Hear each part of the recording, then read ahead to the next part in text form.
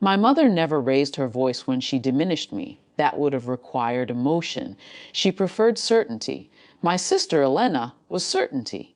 Organized, polished. The kind of person who could speak about quarterly projections without glancing at notes. When clients visited our family's manufacturing firm, my mother introduced her as the future of this company. When she introduced me, it was different. This is Daniel. He's still figuring things out. I had a degree in operations management. I worked longer hours than anyone except the night supervisors. But I asked too many questions. I pushed back on outdated contracts.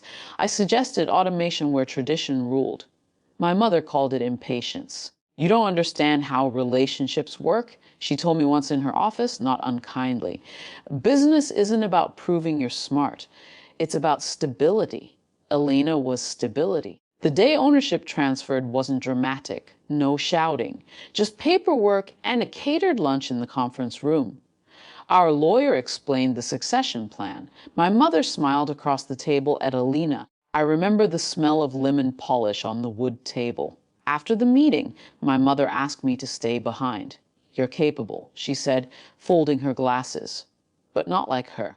You don't have the instinct. I think you'd be happier somewhere less demanding, less demanding. I nodded. There's a particular kind of silence you learn when arguing would only confirm their assessment. I packed my office over the weekend and left without announcement. No vow, no dramatic exit, just absence. The first year away was not triumphant. I joined a mid-sized logistics firm as an operations analyst. No family name, no inherited respect. My ideas were questioned, sometimes dismissed, sometimes right. I failed publicly twice. A warehouse restructuring plan that underestimated labor resistance. A software rollout that ran 3 months over schedule. No one called me useless. They just expected correction. So I corrected. Over time, I learned something uncomfortable my mother had right about one thing. I hadn't understood stability. I had confused disruption with intelligence. Competence wasn't loud, it was patient. By the 4th year, I was leading regional optimization projects. By the 6th, I had a small team. Not glamorous, but measurable. Profitable. Meanwhile, news from home traveled in fragments through former employees who still texted me. Elena expanded aggressively, 2 new facilities, heavy borrowing, a branding overhaul. She wasn't reckless. She was ambitious. But supply costs climbed. A major contract fell through. Cash flow tightened. My mother reassured everyone, growth requires boldness. Then the bank requested a restructuring review. I didn't know I was being considered until a partner at my firm called me into his office. There's a manufacturing company requesting advisory support. He said, sliding a folder across the desk. Family owned, mid-sized. They need operational restructuring fast. I recognized the numbers before I saw the name. They specifically asked for someone experienced in legacy transition environments. He continued. Your background makes you an asset here. I didn't ask if they knew. 2 weeks later, I walked back into the same conference room I'd left 6 years earlier. The lemon polish smell hadn't changed. Elena looked thinner. My mother looked smaller, not physically, but in posture. Across the table sat a bank representative and a regulatory compliance advisor.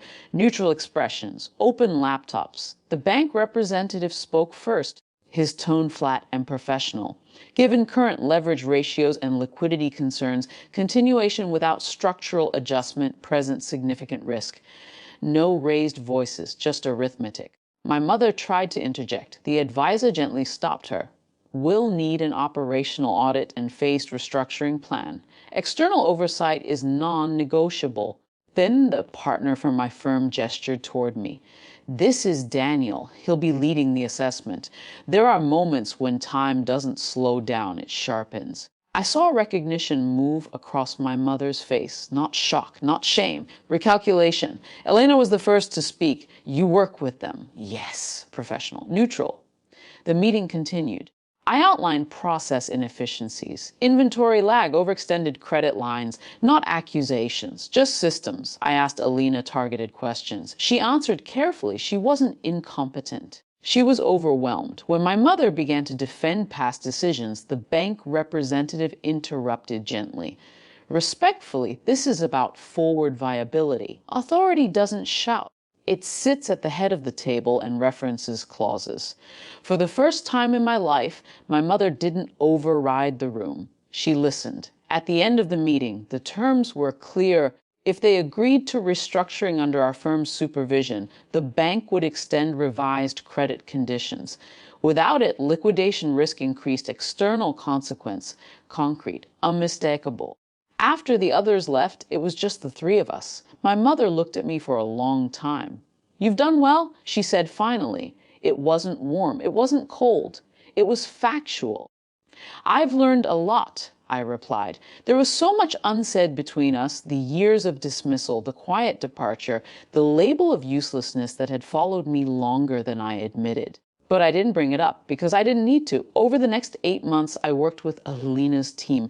We closed one facility, consolidated supply contracts, reduced executive draws. It wasn't glamorous. It was disciplined. Elena adapted faster than I expected. She asked for my input without defensiveness. Late one evening, reviewing projections, she said quietly, I didn't realize how tight it had become.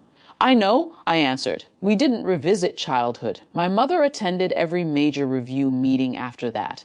She spoke less. When she did speak, it was measured. Once, during a discussion about automation, the very thing she dismissed years earlier, she paused and looked at me. "What would you recommend?" Not as a challenge, as a request. The company survived, smaller, leaner, stable. Ownership didn't transfer back. That was never on the table. My contract ended after implementation. I returned to my firm at the final board session. The bank representative closed his folder. Given compliance with restructuring milestones, we consider the company viable moving forward. Viable, not brilliant, not dominant. Viable. Afterward, in the empty conference room, my mother stood by the window. "I thought protecting the company meant trusting the safer choice," she said without turning around. I may have confused familiarity with strength. I didn't answer immediately. I needed to leave. I said eventually, "Not to prove you wrong, to see if you were right." She nodded once. There was no apology, none requested. When I walked out of the building that day, it didn't feel like revenge. There had been no humiliation, no raised voices, no collapse, just correction. For years, I believed reclaiming my worth meant forcing her to see it. I was wrong. It meant building it somewhere she couldn't control. Now, whether she sees it or not doesn't change its existence. And that has made all the difference.